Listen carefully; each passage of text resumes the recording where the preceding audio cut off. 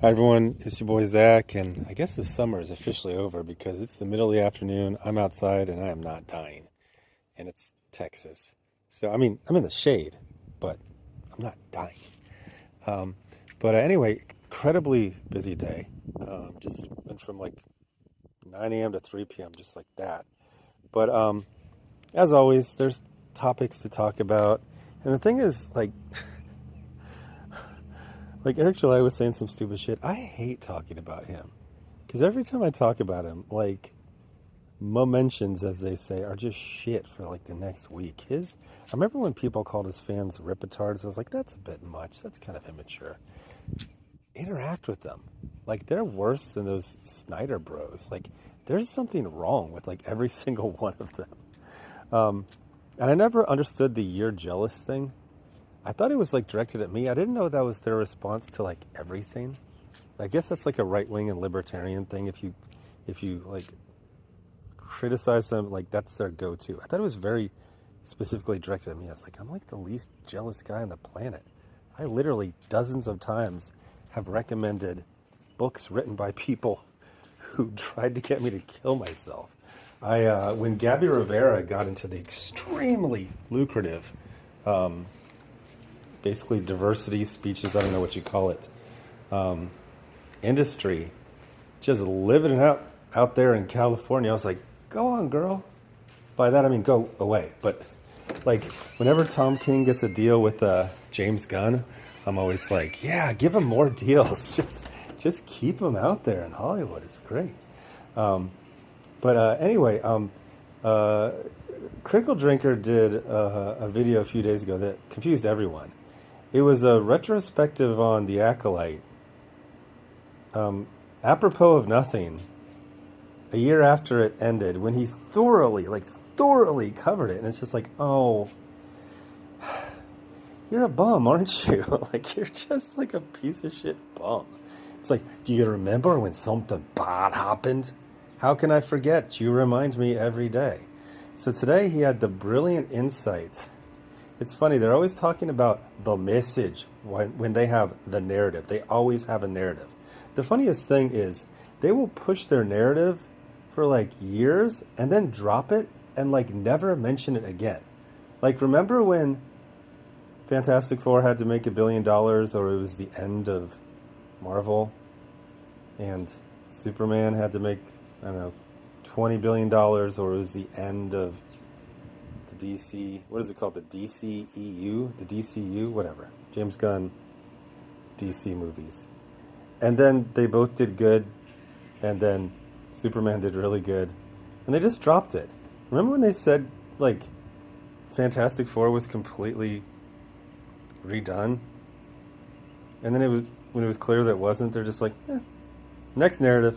So the next narrative is basically their last two narratives that they dropped with absolutely no ceremony.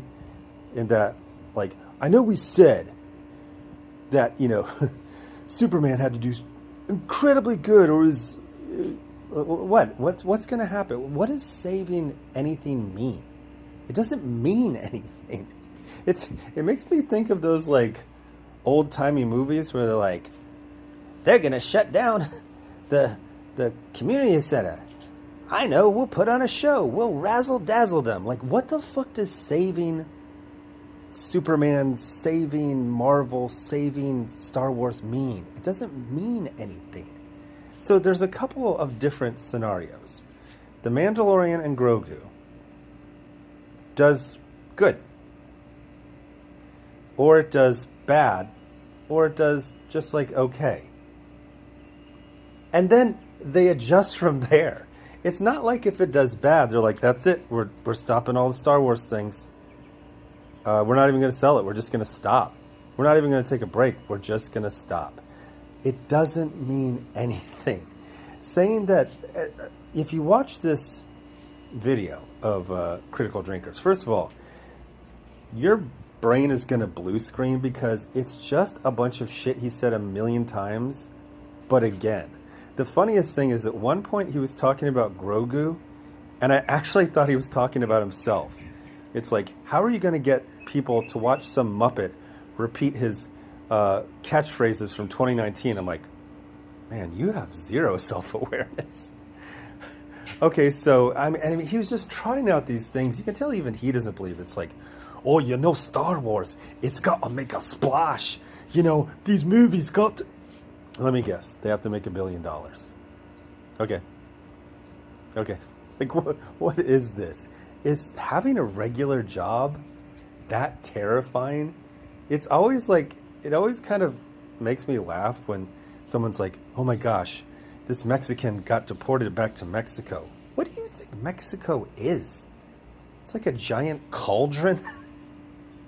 It's just a giant active volcano. Okay, so he got sent back to his home. And he lives with his parents or his cousins or the second family he doesn't tell his American family about. It ain't that bad. What? Have you been to Mexico? It's fine. There's a couple places you want to avoid. What is Mexico in the mind of these people who are like, oh my God, they sent the Mexican to Mexico? It's like, okay, so what happened with The Mandalorian and Grogu is they were making these huge, massive, very expensive movies, and they got diminishing returns. This still doesn't change the fact that Force Awakens made $1.5 billion. Now let's adjust it for inflation. That's almost like $2 billion now. Massive, massive, massive hit. But the last one was...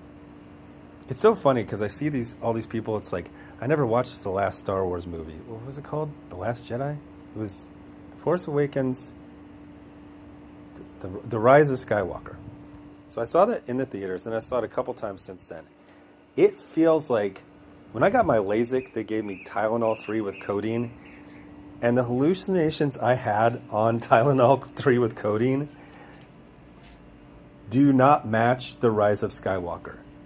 It feels fake. When you're watching it, you're like, are there horses on a Star Destroyer? Also, why are there 100 Star Destroyers? Also, did they just say they run on a skeleton crew? None of this makes sense. I mean, I would say, is it entertainingly bad? No. But if you're somebody who comments on pop culture and you focus on Star Wars, you have to see it. Like, it's literally part of your job. But no, saving Star Wars doesn't fucking mean it. One of the funniest things is, like, they're just repeating these asinine... Oh, so that Chris Gore guy, he was complaining that LA Comic-Con hasn't allowed him to do panels there for the last few years. So some people sent me, like, what his panels were. They were exactly what you thought they were. They were called, like, Star Woke, the Fandom Trigger. It's I don't know. You tried to work the word triggered in there, and you didn't really stick the landing on it. But the other one that was apparently like his claim to fame and got him noticed by all the whatever you call that crew was he started saying 99% of all movies are garbage. What the fuck are you talking about? Just shut up, old man. Everything's bad. But apparently that was a huge hit with the Friday Night Tights crowd. And so that's what got him on the radar screen. So LA Comic-Con didn't want a bunch of panels based off of 2018 talking points. He didn't even, like, dust them off or update them. He didn't even, like, adjust, the percentage. It's like, oh, now 90% of movies are terrible, not 99. Like, why are you a movie critic if 99% of movies are garbage? Like, just shut up.